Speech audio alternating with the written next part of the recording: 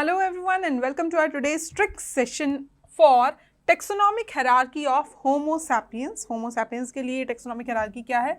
So Homo is genus and sapien represents the species of human beings. Then H for hominidae, that is family. Family of human beings is, or Homo sapiens is hominidae. P for, here we can say P for primata, that is order. Then comes M for mammalia, that is class. And C for chordata, that is phylum. So here we can say, and kingdom is Animalia, of course. So phylum, chordata, class, mammalia, order, primata, family is hominidae, genus Homo, and sapien is species. So this was the trick for today, and for more tricks like this you can like, share and subscribe our channel. Thank you.